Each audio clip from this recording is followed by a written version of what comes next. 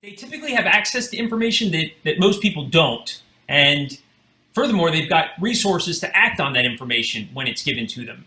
So it was presented to me that is it possible that the elites aren't as worried about an economic collapse as they could be worried about something going on, celestially or with the climate that is the reason why they've constructed these massive underground military bunkers. And I've done some writing about it. It's difficult to find reliable information on them, but there are enormous underground complexes in virtually every industrialized nation on Earth. China's got them, Russia's got, everybody's got them. It's my understanding that we financed most of them. Probably has a lot to do with where the $9 trillion that's missing from the Fed went, because God knows it didn't go to infrastructure on this side of the crust. So the theme that I seem to see you and I coming back to an awful lot is there seems to be some puppet masters that are pulling a lot of strings, but they all seem to end in the same place. And so from my perspective, I'm looking at the global economy. You've got the United States dollar is the world reserve currency, has been for 70 years. So anybody under the age of 70 has never known planet Earth without the dollar as the world reserve currency. Why is that so important? Let me phrase that. Why is that so important that we're in deep trouble if we lose it? And it's because it provided a means for countries to settle their trade with a common denominator. So everybody would buy U.S. treasuries, they'd keep them in their piggy banks, and then when it came time to trade, they'd trade the treasuries, etc. Well, 10 years ago, 75% of global trade was done in U.S. dollars. Today, that number is less than 35% and dropping like a rock. So people that think that we are not going to lose that status are just dead wrong. It's not like there's going to be a vote someday in the UN, all in favor of dropping the dollar. It's not going to be like that. It's a process. It's a process that is well underway. And when it goes, everything goes. Society goes. You've talked a lot about food. So, I also draw a lot of parallels to some of our research there. There's no question with a worthless dollar, a bankrupt country, nowhere to borrow from, we don't have any production capacity anymore. And what scares me the most, and what should scare American people just out of their minds, especially if they have kids, is we import 50%, over 50% of our nation's food. So you've got a country that produces nothing with a worthless dollar, that can't borrow from anywhere, and imports 50% of its food with known climate trouble on the horizon. And where does all that lead? I mean... Well, let me give you a little nugget here that we talked about hard to find information. It took me a while to dig this one out. Actually, somebody sent this to me. I never found it, so it was sent to me. The Grand Solar Minimum Overlay, GMS Overlay, the colorful chart here. This goes continent by continent with thousands of temperature reconstructions based on lake core drilling samples, stalactites, different type of beryllium-10, tree ring data, and just a host of other coral rings. They went down sediment cores depending on what the coastal area was. This is an overlay from the Arctic to Europe to Asia, North America, Australasia, which includes New Zealand, Australia, Tasmania down there, that whole area, South America itself, and Antarctica.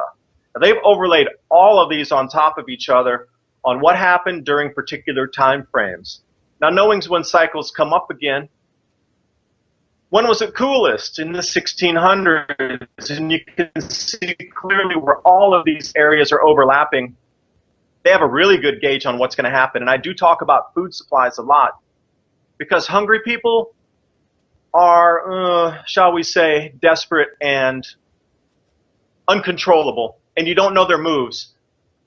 If I just take your job and you're protesting on the street, I pretty much know if I get the police out there, I can cordon you off in this area and fire even. We pretty much know what your actions are going to become.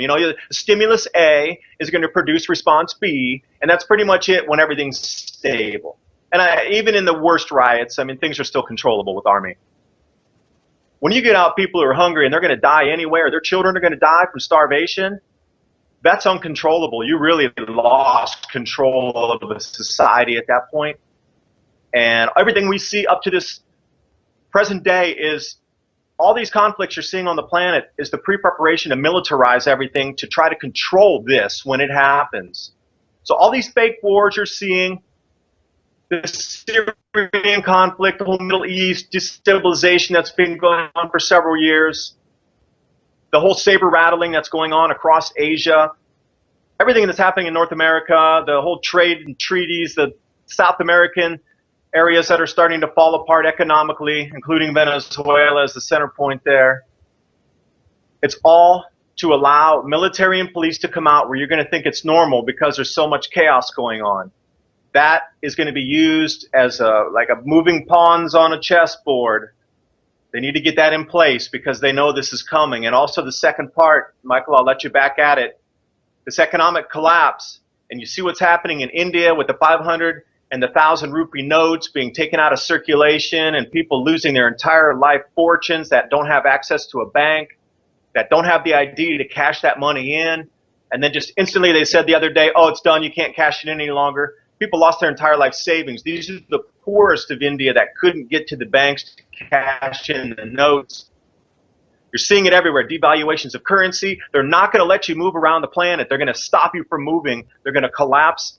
There's going to be capital controls put into place, and the police, military state is going to be rolled out. At EC, it's already being rolled out. So as we go forward, wait until 2019. That is the year when it really intensifies. The food prices are going to spike and skyrocket. There'll be crop losses. They're going to be gargantuan enough that traders will maybe not be able to deliver in some places.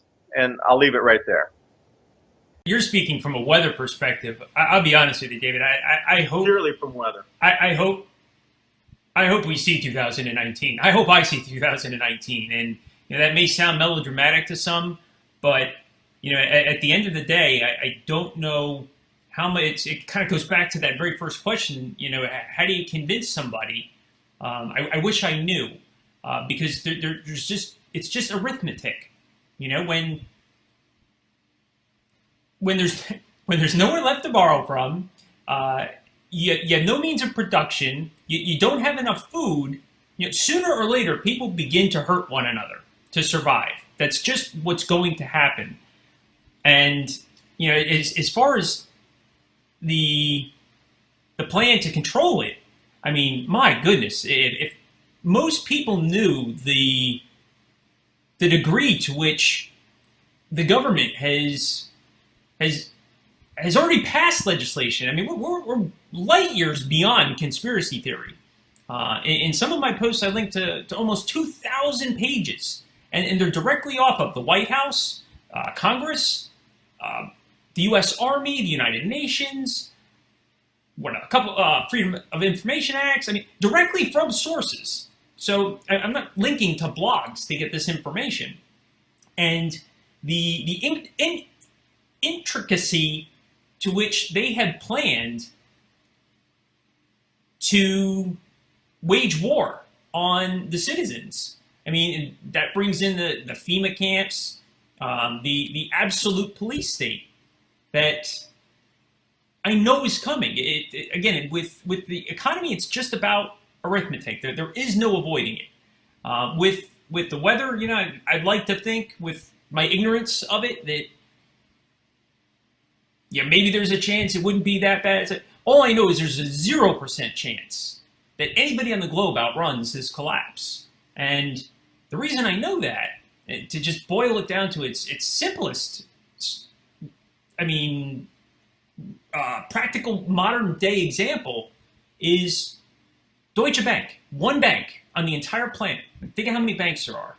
They've got a $45 trillion exposure to derivatives. Just that, by themselves, one bank. The gross domestic product for the entire continent of Europe is less than 15% annually.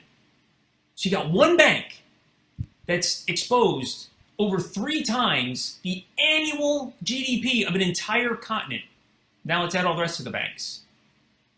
It's it's going to be biblical. Peter Schiff has called it. He said the collapse of the U.S. dollar will be, which is ultimately what is going to bring the world down, will be the single largest event in all of human history. And all these things are happening at the same time. As far as talking about supplies and food, whether it's damage through weather, either way, we're being lied to incessantly by the powers that be. And you just got to ask yourself, to what end?